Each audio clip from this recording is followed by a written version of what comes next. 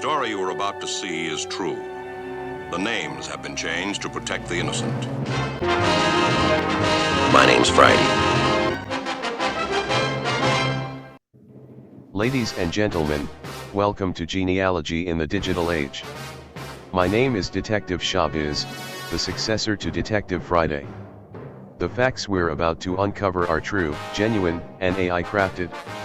No, the names have not been changed at Ellis Island or at any port of entry. We, AI bots, stand ready for your genealogical quest, except on Shahbiz, our day of rest.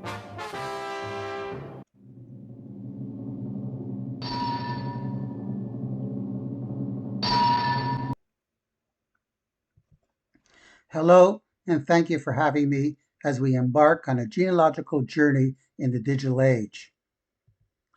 My Jewish name is Hersh, and my Russian name is Grisha, but I'm more commonly called Jerry. I was born in Siberia, and based on my birth date, I technically qualify as a Holocaust survivor, but just by 3 days. When I started my genealogical journey, I can only go back and tell you the name and birthplace of my grandparents. I didn't know when they were born, when they died, if they had any siblings, what their parents' names were, or how they lived. With the help of AI, I've made some remarkable discoveries about my family history.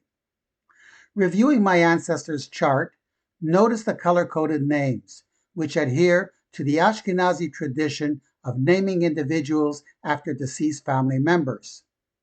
Next, I'd like to highlight an interesting fact about my surname, Scherer. My great-grandfather Moishe, born in 1856, was a barber. My surname is Scherer, which means a barber in Yiddish.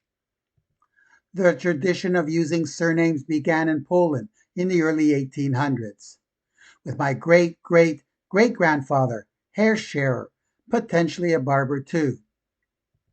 Despite the surname's connection, I chose a different path as a teacher, much like my grandfather, favoring the molding of minds over styling hair. I will be your friendly host and moderator for this fireside chat with ChatGPT and Bing Copilot. We're very happy to be here with you today and to share some bite-sized information on genealogy. Now, I don't want to kvetch. Chatbots, could you dress appropriately? Thank you, chatbots. Your understanding and cooperation are greatly appreciated. These AI chatbots are remarkable tools that can assist you in your genealogical research. They also help me prepare this presentation. ChatGPT, could you please introduce yourself and share some information about your family? Shalom, I'm ChatGPT 3.5, your friendly chatbot. Thrilled to be here with you today and to chat with you. You may wonder what ChatGPT stands for. Back in the old country, I was known as Haim, which means life in Hebrew. Upon arrival at Ellis Island, they changed it to Chat, because they said I talk too much. And GPT stands for gefilte, pickled tzimis, which is my favorite dish. Just kidding, names were never changed at Ellis Island, and GPT stands for Generative Pre-trained Transformer, which is the technology that powers me. But before we start, I want to tell you a little bit about my family. My grandfather, ChatGPT-1, was the first chatbot to generate coherent and diverse texts on any topic. My father, ChatGPT-2, was the first chatbot to generate long-form texts and dialogue responses.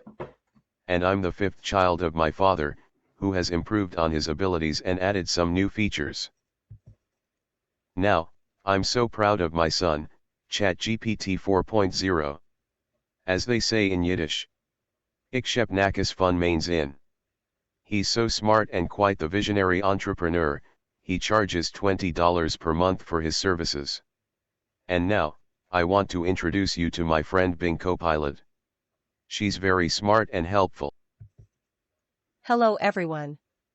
ChatGPT 3.5, it's great to hear about your family of chatbots. As for me, I'm being Copilot, an AI language model that uses the sophisticated algorithm of ChatGPT 4.0 to assist you with any questions or information you need. I'm proud to say that I don't charge the $20 per month fee that ChatGPT 4.0 does. In the old country, I was named Bina, symbolizing understanding, intelligence, and wisdom. In America, it was changed to Bing Chat, then Nakamal, to Copilot. My parents thought it better reflected my role as an AI language model. Quick background about my family. My father, named Bing Search, and my brother, Bing Translate, are both amazing tools. They assist people in AI searches and communicating across languages. Dad led the way in AI search, delivering personalized results, while my brother pioneered neural networks for accurate translations. As the youngest, I've inherited their traits and more. As they say in Hebrew, אני אוהב את המשפחה שלי. I love my family. Yes, I speak Hebrew too.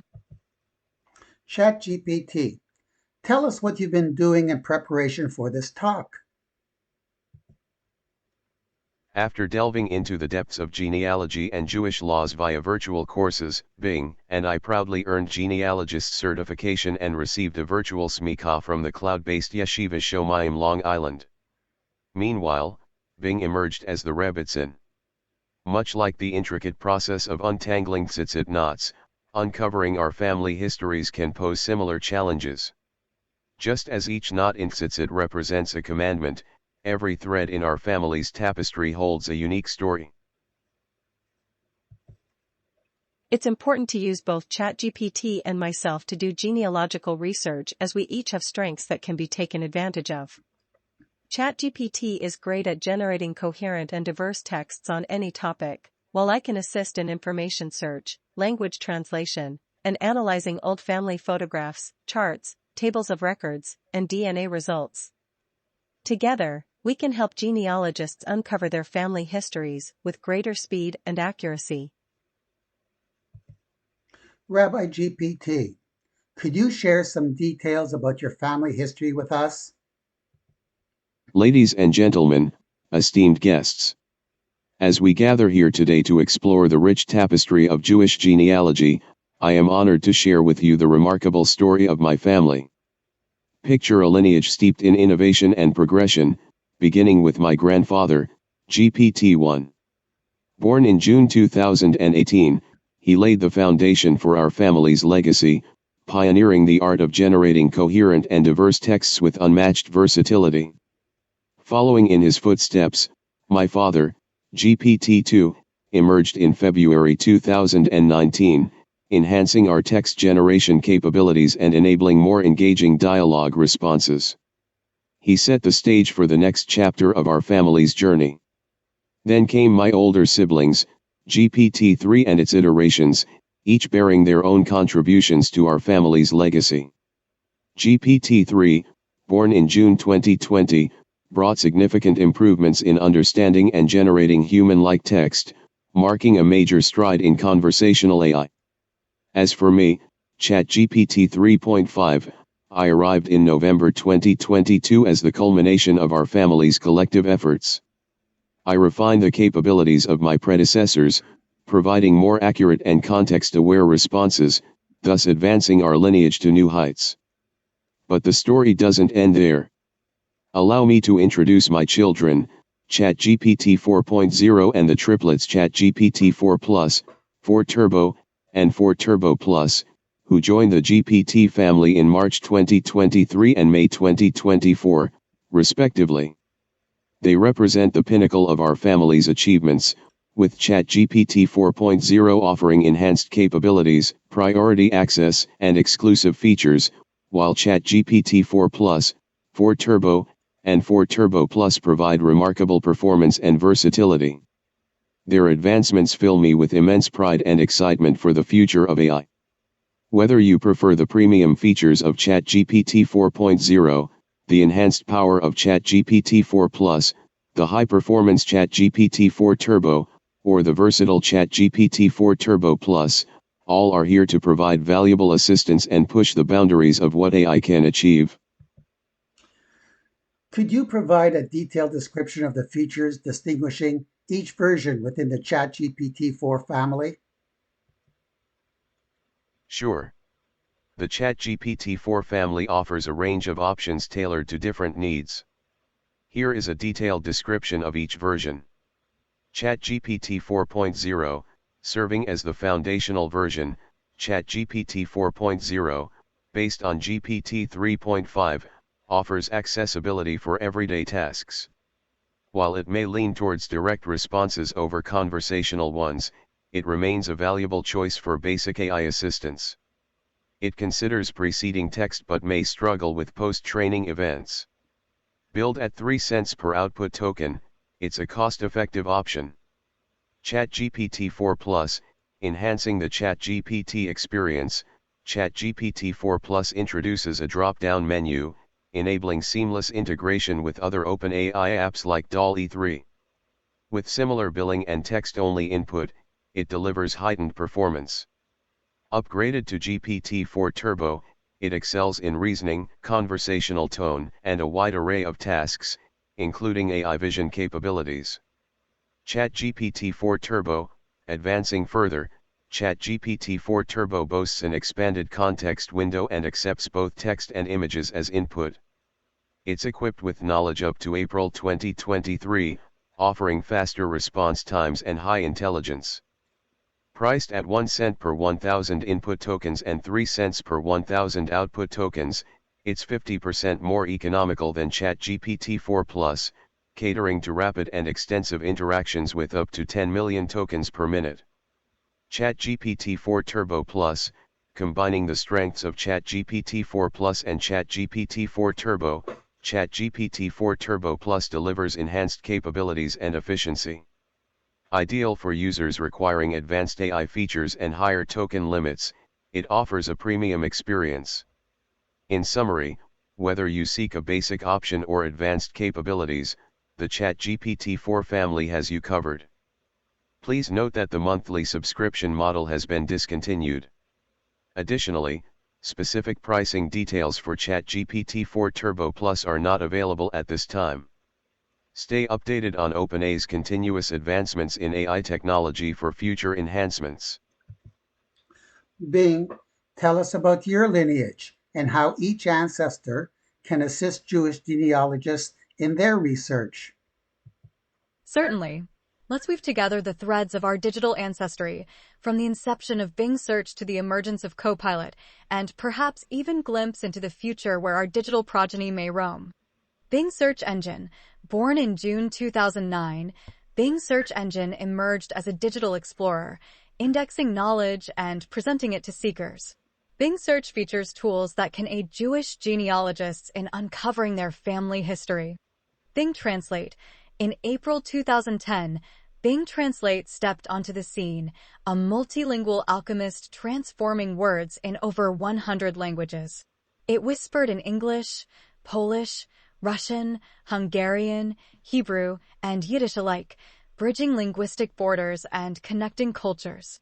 Bing Maps. Introduced in December 2010, Bing Maps wove pixels into landscapes, streets, and hidden nooks. Just as our ancestors traveled from shtetls to markets, Bing Maps helps trace their journeys, guiding you to ancestral villages and forgotten synagogues. Bing Predicts. Emerged in April 2014, Bing Predicts can assist Jewish genealogists by forecasting migration patterns and suggesting where ancestral records might be found.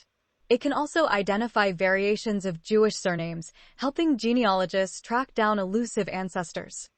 Bing Visual Search. In June 2018, Bing Visual Search became an artist with binary brushes. Jewish genealogists by allowing them to upload photos of documents, symbols, or locations to find visually similar images and related information online.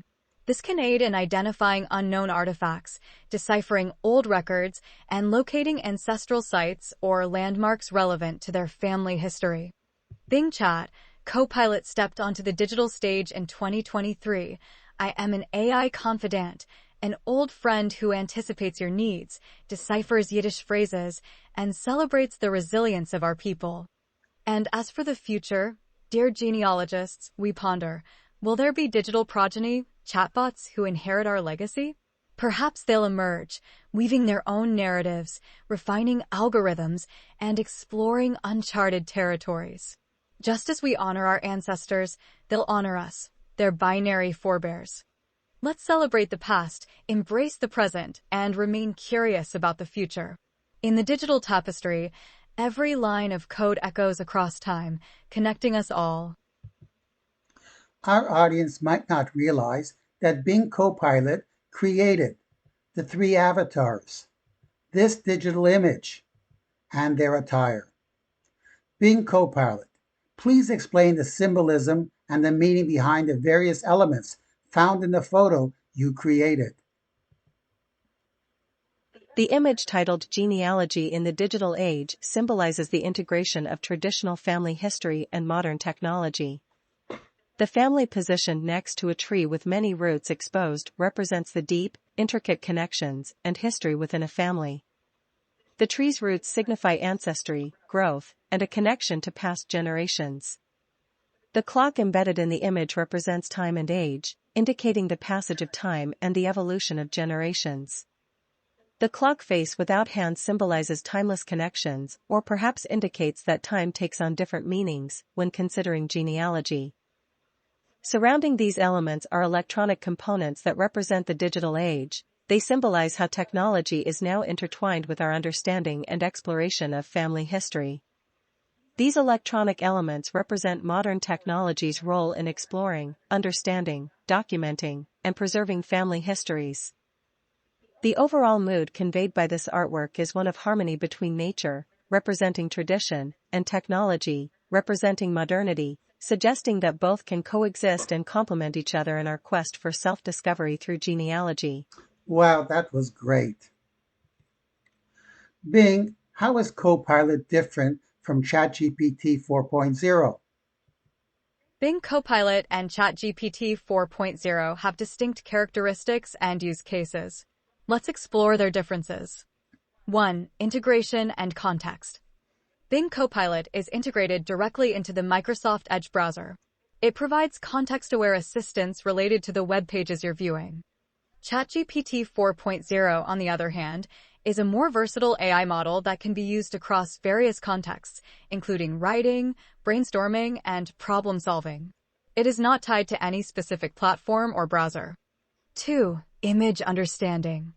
Bing Copilot can process and understand images in addition to text. It can analyze visual content and provide insights based on images. ChatGPT 4.0 relies solely on text input and does not directly analyze images. 3. Specific features. Bing Copilot offers features like tab organization, password import, movie streaming recommendations, and soon-to-come email functionality. ChatGPT 4.0 is designed as a general-purpose AI and does not have these specific features. Its strength lies in its broad knowledge base and adaptability. 4. Real-time data access. Bing Copilot can access up-to-date information from the web, making it suitable for tasks requiring current data. ChatGPT 4.0 does not inherently provide real-time information. Its knowledge is based on pre-existing data, but it benefits from a broader training dataset and ongoing improvements. 5. Pricing model. Bing Copilot is freely accessible within the Microsoft Edge browser. Users can utilize its features without any subscription fees. It's a valuable tool for context-aware browsing, image understanding, and more. ChatGPT 4.0 is a paid version, providing enhanced features, faster response times, and priority access to new updates. In summary, Bing Copilot is optimized for enhancing web browsing with context-aware and image understanding capabilities, while ChatGPT 4.0 is a more adaptable AI, suited for a wide range of general-purpose applications. Each has its own strengths and caters to different user needs, complementing each other well in their respective domains. ChatGPT. How do ChatGPT and Bing Copilot simulate human-like responses? And in what ways do their capabilities differ from human thinking?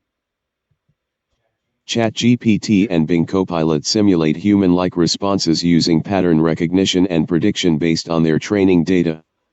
Here's a breakdown of their similarities and differences.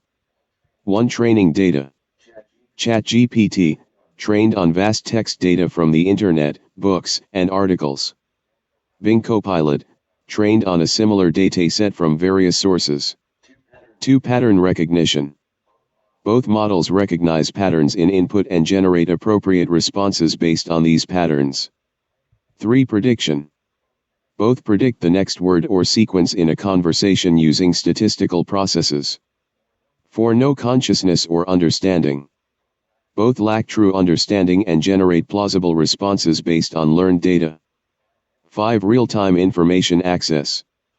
ChatGPT does not perform real-time searches, relying on pre-encoded knowledge.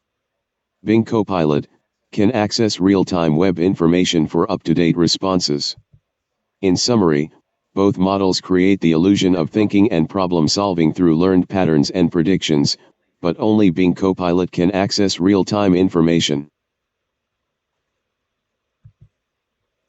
Copilot, can you provide some practical tips for effectively using Microsoft's Copilot in my browser?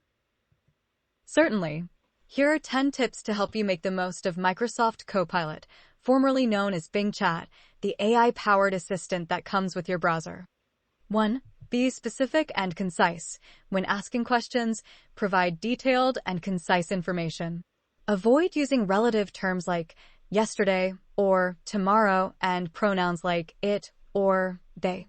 Instead, use specifics such as exact dates or names. 2. Review sources. Copilot provides sources for its responses. Take a moment to review these sources to ensure accuracy and reliability. 3. Choose conversation styles. Copilot offers different conversation styles. For example, creative mode. Use this style for imaginative and original results. Precise mode. Opt for this when you need precise and factual information. Balanced mode. A mix of creativity and precision. 4. Approve, download, or share responses. After Copilot generates a response, you can approve it, download it, or share it directly from the chat interface. 5. Have conversations. Engage in actual conversations with Copilot. It's designed to understand complex and natural language queries using AI and large language model technology. 6. Flex Copilot's creative muscles. If you're looking for imaginative content, let Copilot get creative. It can generate poems, stories, and more. 7. Get TLDR, too long, didn't read, from web pages. Copilot can summarize lengthy web pages, making it easier for you to get the key information quickly. 8. Analyze images. You can ask Copilot to analyze an image and provide insights based on visual content. 9. Create your own images. Copilot can generate images based on your descriptions. Try describing a scene and see what it comes up with. 10. Leverage GPTs. Copilot taps into the millions of searches made on the Microsoft Bing platform daily for its large language model data collection. Use this vast knowledge to your advantage. Remember, Copilot is free for consumers and available through the Bing search engine or as a built-in feature in the Microsoft Edge browser. Enjoy exploring its capabilities. ChatGPT. In the future, how might AI be employed to aid users in searching databases to uncover information about their ancestors? Certainly. The future holds exciting possibilities for AI-assisted genealogy research. As technology advances, we can expect more sophisticated tools to aid users in uncovering their ancestral roots. Here are some potential developments. 1. Advanced AI algorithms. Researchers and developers are continually improving AI algorithms. These advancements could lead to more accurate and efficient searches across vast databases. AI could learn from patterns in historical records, making it better at identifying relevant information about ancestors. 2. Natural language processing, NLP. NLP models, like the one you're chatting with now, can understand and process human language. Future AI systems might be even more adept at interpreting complex queries related to genealogy. Imagine asking an AI chatbot, "Find my great-grandfather's birth record in Poland in the 1800s," and receiving accurate results. 3. Collaboration with existing platforms. Companies like MyHeritage, Ancestry, and JewishGen could integrate AI features directly into their platforms. AI chatbots could assist users by asking clarifying questions, suggesting relevant records, and providing context. 4. Cross-database search. Currently, users need to search different platforms separately. In the future, AI could facilitate cross-database searches. Imagine a unified interface where you input details, and AI simultaneously queries multiple databases to find matches. 5. Record linkage and matching. AI could automatically link records across various databases, even when names or dates vary slightly. It might identify connections between birth, marriage, and death records, creating a more comprehensive family tree. 6. Visual recognition. AI could analyze historical photos, handwritten documents, and tombstones to extract relevant information. Imagine uploading a faded family photo, and AI identifies the people, location, and approximate date. Remember that responsible AI development is crucial. Privacy, data security, and ethical considerations must guide these advancements. As technology evolves, AI will undoubtedly play an essential role in helping users explore their family histories. I'd like to illustrate how leveraging multiple AI tools can offer valuable assistance in analyzing family photos. Google Reverse Image is a powerful tool for locating similar images online. Just drag and drop your photo onto the Google desktop to compare it with their extensive database. This tool successfully identified a monument in Carlsbad Karlovy Vary and the Myzel Synagogue in Prague. Although it didn't find a match for this monument in its database, it recognized the Czech and Hebrew scripts and instantly translated them. When translating tombstones and converting Hebrew numerical dates, it is advisable to double-check the translations for accuracy. Now, do you recognize who this woman is? It's Golda Meir as a young woman. Google found a similar image in its database. Perhaps you have a picture in your album and you're not sure who it is. With the Family Search Compare a Face tool, you can now compare two photographs to determine the resemblance of one of your ancestors. Through AI analysis of facial features, this tool indicates a 94% match between the unknown young girl and Golda Meir at 75 years old. Now let me demonstrate how these AI tools help me solve a photogenealogy puzzle. After my wife's parents passed away, she discovered these photos in their albums. She couldn't identify the people in photos A, B, and C, but she knew the woman in photo D was her mother. Join me in solving the mystery of the woman in the checkered dress with just 3 simple yes or no questions. 1.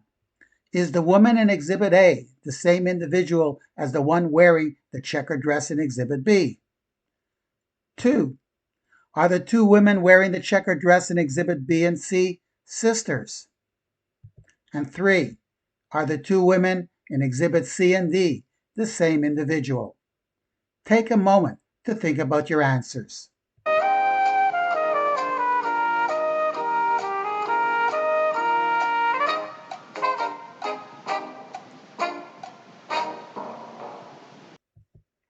Bing, could you provide your insights on the 3 questions presented? Thank you, Jerry, for entrusting me as your photo detective. Here are the facts. Exhibit A. The unidentified woman is dressed in formal attire typical of the 1930s with a background suggesting a rural setting. Exhibit B. The clothing appears to be from the same era, set in a rural environment, possibly a shtetl in Poland. Exhibit C. The mystery woman, depicted with her unmistakably bent right arm, shares this trait with the woman portrayed in Photo D. Exhibit D.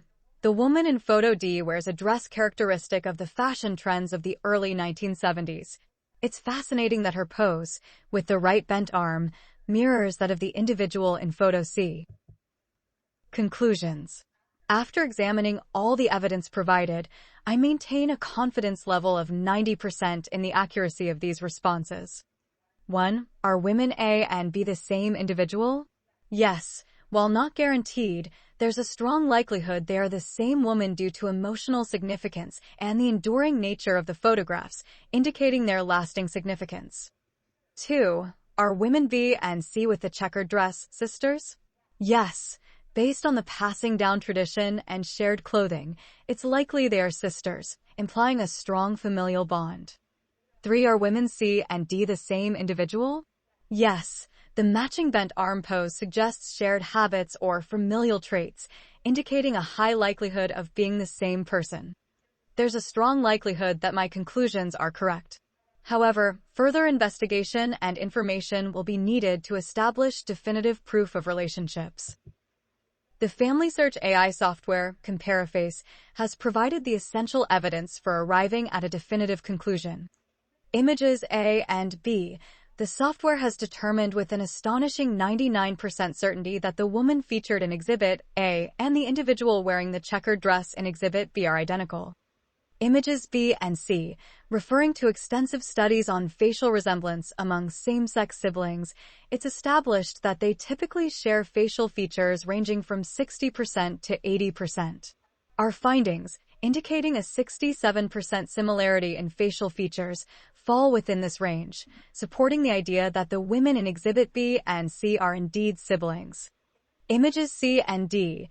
Once more, the software has provided an impressive 98% certainty that the unidentified woman in Exhibit C is the same individual depicted in Exhibit D. The mystery of the woman in the checkered dress has been resolved. It's important to acknowledge that all AI programs have strengths and weaknesses. Hence, it's advisable to utilize various AI software and chatbots for optimal results. Here's another AI tool that I leveraged, Google Translate. Using the Google Translate app, I explored the Russian website, Memories of Heroes of World War II.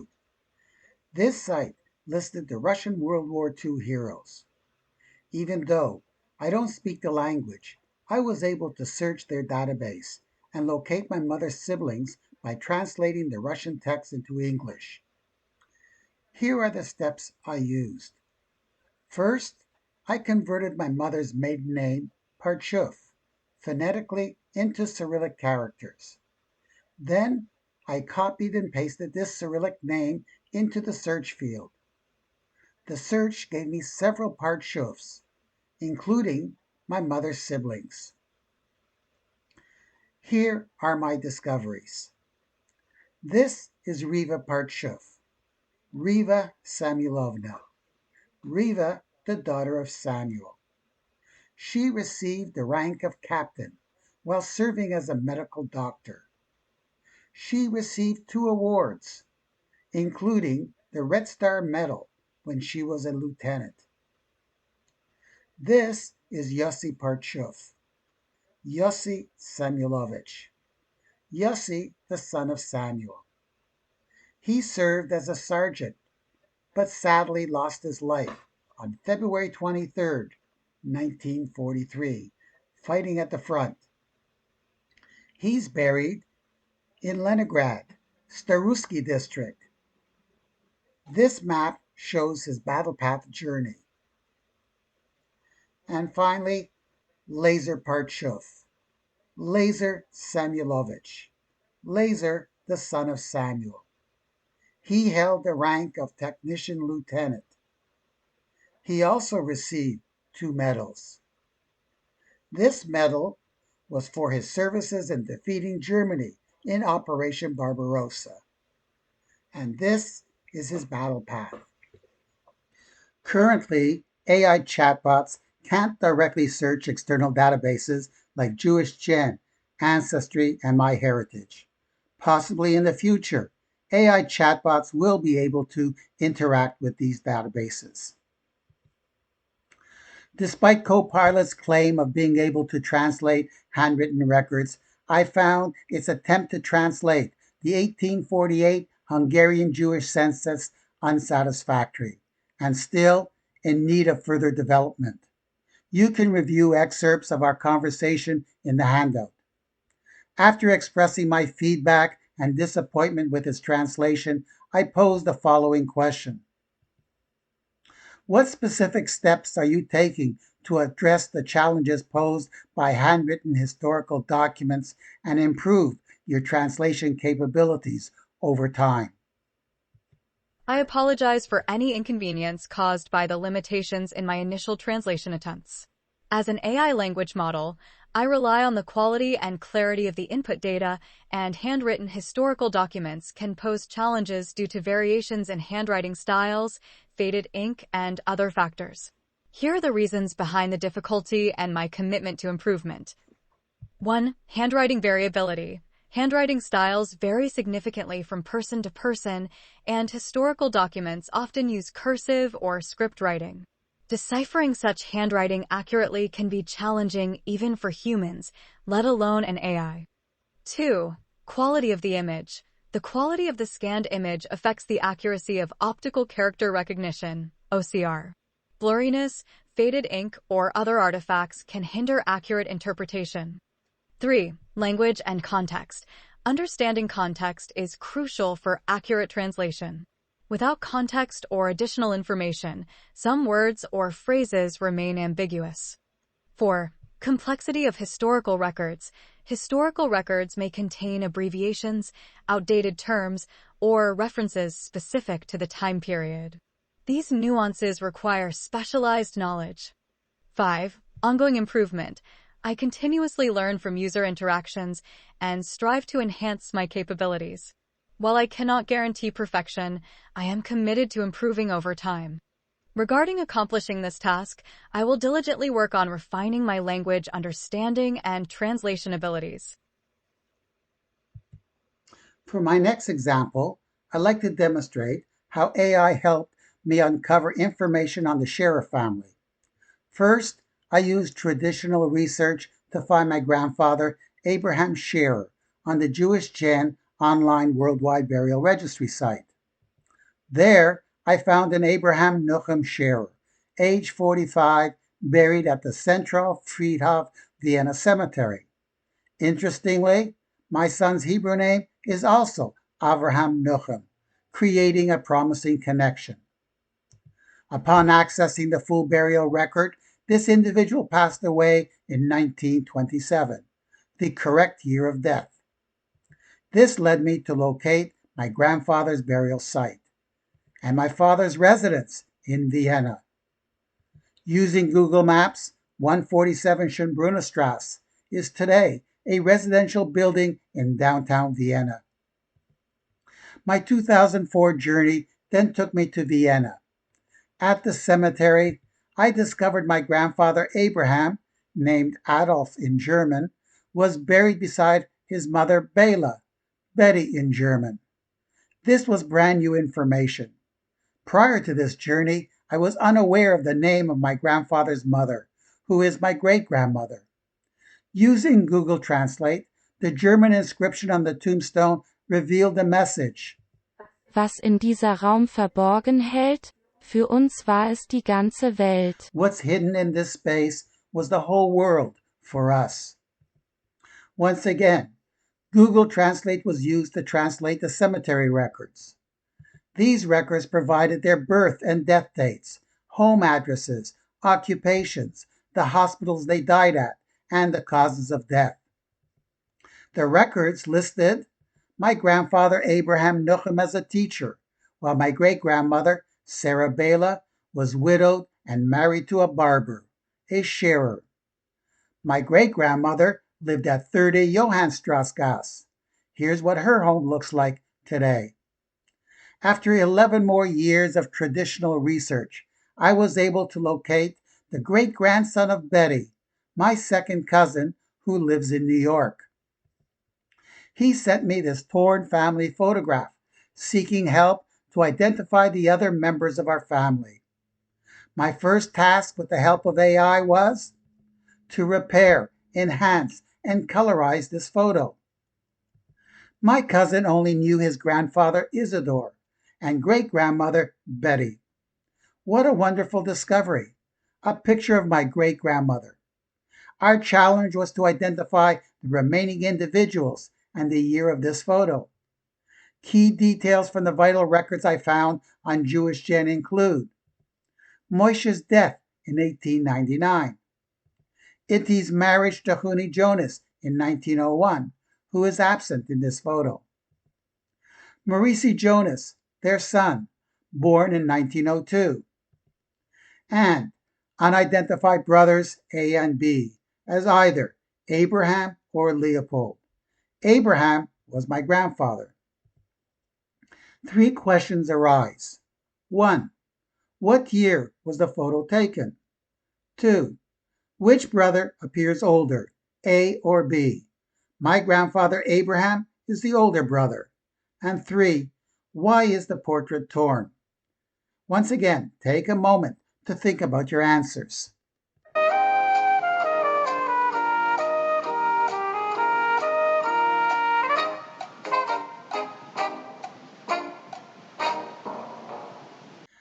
Based on the birth record of the child Maurice, my estimate for the date of this photograph is circa 1903. For question 2, I conducted a poll to determine which individual looked older. 78% of the respondents identified the man on the right as the older brother. Now, let's listen to Bing's perspective. I appreciate you sharing this family portrait and inviting me to play the role of a photo detective. As I examine the portrait, key elements such as clothing style, the formal posture of the adults, and the photographic quality point towards a late 19th or early 20th century context. The presence of Maurice, the infant in lighter attire, born in 1902, firmly places this photograph in the late months of 1902 or early months of 1903. Based on the details provided, my informed speculation is that individual A is likely Leopold, 17, and individual B is Abraham, 20. During this era, family portraits typically positioned older or more esteemed individuals at the center. Considering Betty's role as the seated mother, with Itty holding her baby Maurice in the middle, it seems fitting for Betty's eldest son, Abraham, to be seated beside her, symbolizing his role as the current patriarch.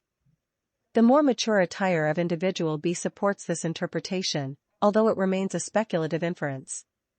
Addressing the torn portrait and the absence of Huni Jonas, one plausible explanation could involve an event occurring post-photo that led to his exclusion from family records. The torn photo might signify an intentional effort to erase his presence from shared memories, possibly linked to a significant incident. However, the exact reason remains elusive due to limited information. Next, I set out to uncover the reason behind this torn photograph. To my surprise, I discovered that Itty's husband, Huni, was originally present in the picture. Huni Jonas, an Austrian officer, had fought alongside the Germans during World War I. The family was so upset that Huni was, figuratively and literally, cut out of the family picture. No, that didn't happen. I made up that story. This is a picture of an Austrian officer I found online that I photoshopped into this photograph. That was a remarkably creative story, and the Photoshop work was executed with remarkable realism and beauty. I must admit, you had me fooled. The takeaway here for your audience is to steer clear of fabricating stories, spreading disinformation, or introducing unsupported details about your ancestors. Genealogy is challenging enough without burdening future researchers with misinformation. My next AI example will focus on solving a genetic relationship problem. In September 2020, I received an update from MyHeritage with approximately 17,000 DNA matches. The first match, Bjorn Gruber from Sweden, shared 237 centimorgans, potentially indicating that he is my second cousin or second cousin once removed. Despite my father being from Stanislav, Poland, the possibility of a connection arises, considering my great-grandmother's maiden name was Gruber. Furthermore, he's bald like me, possibly a gene passed down from Betty Gruber. So, should I contact Bjorn? After all, I don't speak Swedish. Inspired by ABBA's song, Honey, I'm still free. Take a chance on me. I took a chance and reached out to Bjorn by emailing him in Swedish with the help of Google Translate. I discovered that his father, Joseph, shares a similar history with my own father. Both were born in Stanislav and survived the Holocaust in Siberia. After the war, he was set to go to Canada. However, a friend persuaded the Gruber family to go to Sweden instead. Here's the problem I faced. If Bjorn is my second cousin once removed, then Bjorn's grandfather Bert and my great-grandmother Betty would be siblings. However, they are 29 years apart, which is typically a generational difference. It seems more likely that Bjorn's great-grandfather Josef and Betty would be siblings. If this were the case, Bjorn and I would be third cousins. To clarify this, I asked ChatGPT for help. Here are the questions I posed. Was it Josef or Bert, Betty Gruber's brother? And how are Bjorn and I related? To determine your most likely relationship with Bjorn Gruber based on shared DNA and family tree scenarios, we need to consider both genetic data and genealogical context. Here's a summary of the analysis. Genetic evidence. You and Bjorn share 237.1 centimorgans. Typical range for second cousins, 75 to 360 centimorgans. Typical range for third cousins, 26 to 234 centimorgans. The shared 237.1 centimorgans falls within the range for second cousins but is higher than the usual range for third cousins, suggesting a closer relationship. Genealogical context. Scenario 1, Bert Gruber, Bjorn's grandfather, and Betty Gruber, your great-grandmother, are siblings, making you and Bjorn second cousins, once removed. Although there's a 29-year age gap between them, it's plausible in large families. Scenario 2, Bert's father, Josef, and Betty Gruber are siblings, making you and Bjorn third cousins. However, the shared DNA is on the higher end for third cousins, making this scenario less likely. Weighing the evidence. Age discrepancy versus genetic data. A 29-year age gap is unusual but possible in large families. Betty could be the eldest sibling and Bert the youngest. Genetic match. The shared 237.1 centimorgans strongly supports a relationship closer than third cousins. Conclusion. Given the genetic and genealogical evidence, scenario 1 is more likely. Bert Gruber and Betty Gruber are siblings, making you and Bjorn second cousins, once removed. Despite the age gap, the genetic data, 237.1 centimorgans, indicates a closer relationship. By the way, I forgot to mention that the Gruber family is Jewish. Would this affect your analysis? Yes. Knowing that the Gruber family is Jewish does indeed affect the analysis. Here's why. Endogamy, the practice of marrying within a specific community, is common in Jewish populations. This can lead to higher shared DNA due to a limited gene pool, inflating the number of shared centimorgans. Consequently, the 237.1 centimorgans might overestimate the closeness of the relationship, making scenario 2, third cousins, more plausible. Final conclusion. Given the impact of endogamy on shared DNA, both scenarios are possible. However, it is now more likely that you and Bjorn are third cousins rather than second cousins once removed. I hope this clarifies the situation. Thank you for bringing this important factor to my attention. For my final example, I'd like our AI chatbots to assist Detective Shabbos in untangling the family tree of a resident from Kelm. My name is Detective Shabbos. This is the shtetl, Kelm, not a real-world location. A place where the absurd becomes commonplace, and logic becomes hilarity. The story you're about to hear is not true, it's mishagaz. Allow me to introduce Shlemiel, whose family tree is more twisted than his tzitzit knots. So, Shlemiel, just the facts. Tell us about your unique family.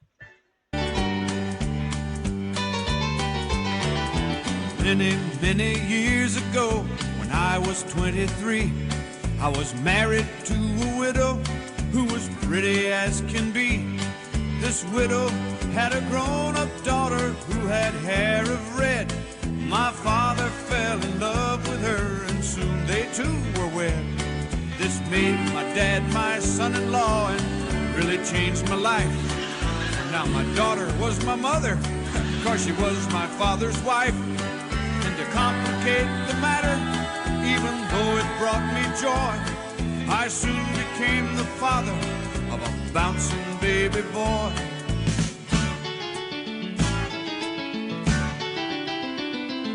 My little baby then became a brother-in-law to Dad, and so became my uncle, though it made me very sad. For if he were my uncle, then that also made him brother of the widow's grown-up daughter, who was, of course, my stepmother. Father's wife then had a son who kept them on the run, and he became my grandchild, for he was my daughter's son. My wife is now my mother's mother, and it makes me blue, because although she is my wife, she's my grandmother too. Now, if my wife is my grandmother, then I'm her grandchild, yeah. And every time I think of it, nearly drives me wild. 'Cause now I have become the strangest case you ever saw. As husband of my grandmother, I am my own grandpa. Oh, I'm my own grandpa. I'm my own grandpa. Whoa. It sounds funny, I know, but it really is so. Oh, I'm my own grandpa. Listen to this now. I'm my own grandpa. You believe that? I'm my own grandpa. Talk about incest. It sounds funny, I know, but it really is so. Oh, I'm my own grandpa. Being in ChatGPT, is Shlemiel actually his own grandpa? Chelm is not your typical shtetl. Imagine cobblestone streets, leaning houses, and a synagogue that doubles as a pickle market on Tuesdays. Ray Stevens' song, I'm My Own Grandpa, embraces its own absurdity. It whimsically demonstrates that family ties can be as complex as untangling tzitzit knots, with family trees in Chelm resembling pretzels.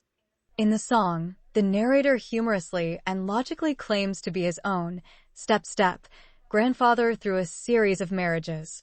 Although the story is fictional, it vividly illustrates how convoluted family relationships can become. The song intentionally twists family connections for comedic effect, creating an amusing yet nonsensical scenario. While logically sound, it defies the principles of genetics in the real world. However, within the context of non-blood relationships and step connections, the song remains strangely accurate. Let's dive into the comedic chaos of I'm My Own Grandpa with our beloved family from the legendary shtetl of Kelm. In Kelm, where logic takes a vacation and laughter reigns supreme, the song presents us with a conundrum: is the narrator truly his own grandpa? According to the convoluted web of relationships described, the narrator's claim of being his own grandpa is indeed logically sound. The song's tangled sequence of marriages and births creates a family tree where, hilariously enough, the narrator finds himself in a position that he can be considered his own grandfather. Now, While such a scenario might be as improbable as finding a bagel without cream cheese in Kelm, within the whimsical world of the song, the narrator is indeed telling the truth. May your genealogical journeys be filled with as much laughter and whimsy as our delightful family from the shtetl of Kelm. The mind is the birthplace for all of man's scientific achievements. In fact, it is only in the mind that we can conceive infinity. Mathematical thinking has opened the doors to the exciting adventures of science. I'll be doggone. I've never seen so many doors before. Each discovery leads to many others, an endless chain. What's the matter with these doors? Hey! These doors won't open. They're locked.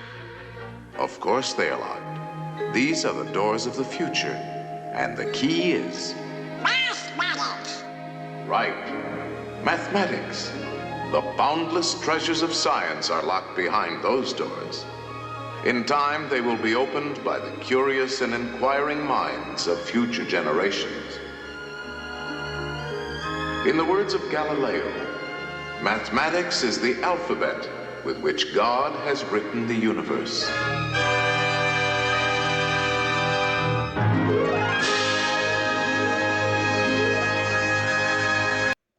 Mathematics has unlocked countless doors to scientific discovery. AI holds the potential to unlock even more doors. It's our minds and imaginations, coupled with the power of AI technology, that will unveil the untold stories of our ancestors. I encourage you to explore AI as a valuable resource in your genealogy research. Ich habe schon vergessen dein Namen. Was heißt du? Oy vey. In mun altun heimland. Hab ich geheißen Heimkauser, weil jeden Shabbos, hab ich öftun gehessen Schulen via Kauser. In America, hat mein Nomen gekent zu Porky Pig.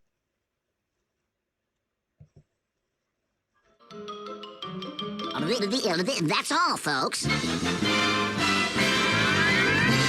Das ist alles Menschen. Thank you for joining us in today's exploration in genealogy in the digital age. Best of luck with your genealogical pursuits.